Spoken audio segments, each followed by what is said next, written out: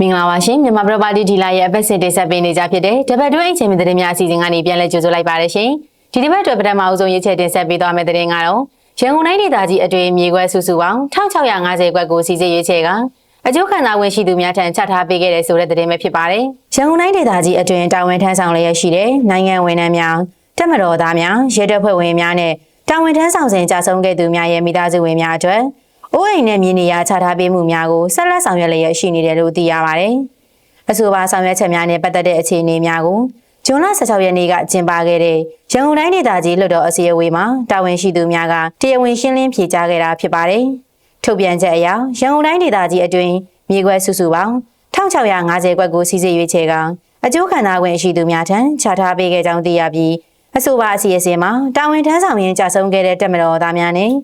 လုံခြုံရေးတပ်ဖွဲ့ဝင်များရဲ့မိသားစုဝင်များနိုင်ငံဝန်ထမ်းများကိုလက်ရင်ကချုပ်ရင်းသွားသူများနဲ့အငိမ့်စားဝန်ထမ်းများပါဝင်ကြတယ်လို့သိရပါတယ်။မြေခွက်များချထားပေးရမှာ2025-2026ဘဏ္ဍာနှစ်အတွက်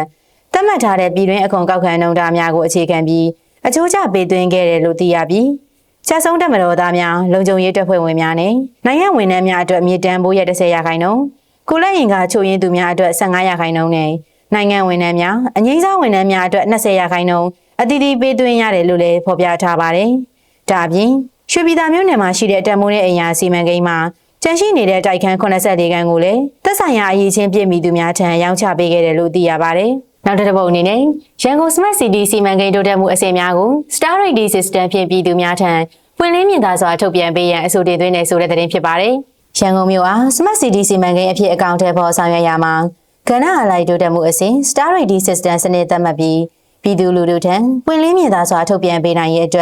်တိုက်တွန်းတဲ့အဆိုကိုရန်ကုန်တိုင်းဒေသကြီးလွှတ်တော်မှာဇွန်လ15ရက်နေ့ကတင်သွင်းခဲ့ကြောင်းသိရပါတယ်။ဒါအပြင်ရန်ကုန်တိုင်းဒေသကြီး Smart City စီမံကိန်းကို Smart Mobility, Smart Government, Smart Environment နဲ့ Smart Economy စတဲ့ကဏ္ဍများအလိုက်တိုးတက်မှုအခြေအနေများကို Star Rating System ဖြင့်သတ်မှတ်ကော Public Dashboard မှာတဆင့်ပြည်သူထံပုံမှန်ထုတ်ပြန်ပေးနိုင်ရဲ့အတွက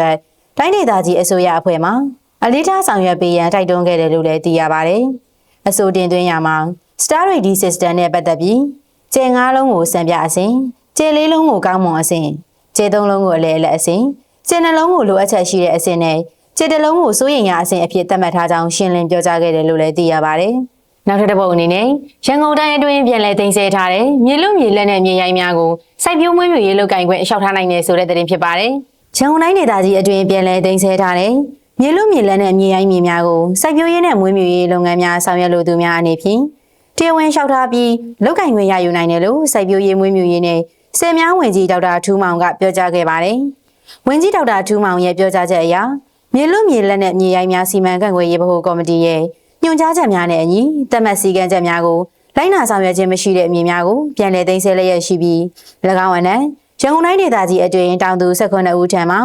မြေလူမြေရိုင်းဧက439ဧကကျော်ကို2026ခုနှစ်မတ်လအတွင်းပြန်လည်သိမ်းဆည်းခဲ့ပြီးဖြစ်တယ်လို့လည်း၎င်းကပြောကြားခဲ့တာဖြစ်ပါတယ်။ဒါအပြင်2018ခုနှစ်မြေလူမြေလက်နဲ့မြေရိုင်းစီမံခန့်ခွဲရေးနည်းဥပဒေများအရစိုက်ပျိုးရေးနဲ့မွေးမြူရေးလုပ်ငန်းများဆောင်ရွက်လိုသူများအနေဖြင့်မြေသုံးဆွဲခွင့်နဲ့လုပ်ပိုင်ခွင့်များကိုလျှောက်ထားနိုင်ကြောင်းလည်းရှင်းလင်းပြောကြားခဲ့ပါတယ်။စိုက်ပျိုးရေးလုပ်ငန်းများအတွက်ဧက300အထက်ရှိတဲ့မြေများကိုလျှောက်ထားလိုပါကပြည်ထောင်စုအဆင့်ဗဟိုကော်မတီထံလျှောက်ထားရမှာဖြစ်ပြီးဧက300အောက်ဖြစ်ပါကသက်ဆိုင်ရာတိုင်းဒေသကြီးမြေလူမြေရိုင်းစီမံခန့်ခွဲရေးကော်မတီထံလျှောက်ထားနိုင်တယ်လို့လည်းသိရပါတယ်။အလားတူစွာမွေးမြူရေးလုပ်ငန်းများအတွက်ဧက50အထက်ရှိပါက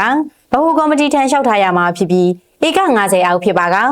တိုင်းဒေသကြီးအဆင့်ကော်မတီထံလျှောက်ထားနိုင်မှာဖြစ်ကြောင်းဝန်ကြီးကပြောကြားခဲ့တာဖြစ်ပါတယ်။နိုင်ငံတကာသတင်းအနေနဲ့ဘန်ကောက်ကွန်ဒိုဈေးကွက်မှာမယောင်းဝသေးတဲ့အခန်းပေါင်း3သိန်းခွဲခန့်စုပုံနေပြီးရှင်းလင်းရန်9နှစ်မှ6နှစ်ခန့်ကြာနိုင်တယ်ဆိုတဲ့သတင်းဖြစ်ပါတယ်။ထိုင်းနိုင်ငံဘန်ကောက်နဲ့အနီးဝန်းကျင်ဒေသများရှိ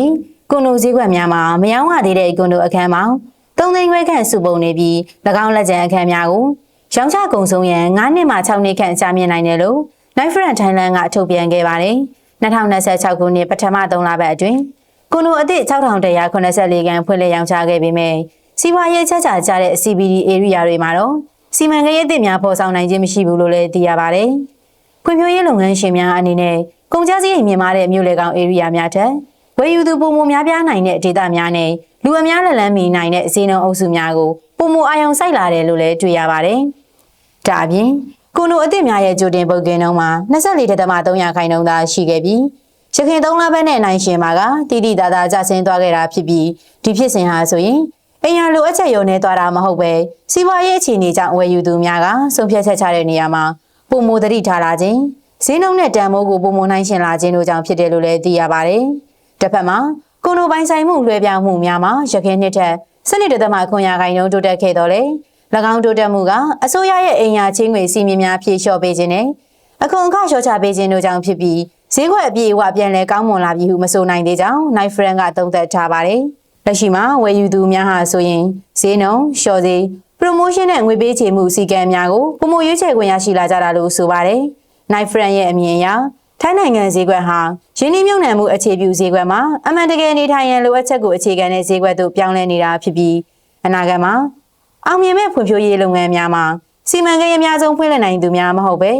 ဝယ်ယူနိုင်စွမ်းနဲ့ကိုက်ညီတဲ့စီမံကိန်းများကိုဖန်တီးနိုင်သူများဖြစ်လာမှာဖြစ်တယ်လို့လည်းကျွမ်းကျင်သူများကသုံးသပ်ထားရှိပါတယ်။ဟုတ်ကဲ့ပါအခုညီမတင်ဆက်ပေးခဲ့တာကတော့ညီမတို့မြန်မာ property dealer ရဲ့အပတ်စဉ်တင်ဆက်ပေးနေကြဖြစ်တဲ့တပတ်တွင်းအိမ်ချမ်းမြေသတင်းတွေကမှစိတ်ဝင်စားဖို့သတင်းတွေကိုတင်ဆက်ပေးခဲ့တာဖြစ်ပါတယ်။နောက်ဘက်တွေမှာလည်းအခုလိုစိတ်ဝင်စားဖို့သတင်းတွေကိုထပ်မံတင်ဆက်ပေးမှာဖြစ်တဲ့အတွက်ညီမတို့မြန်မာ property dealer ရဲ့အပတ်စဉ်အိမ်ချမ်းမြေသတင်းများအစီအစဉ်ကိုစောင့်မျှော်ကြည့်ရှုပေးကြပါအောင်ရှင်။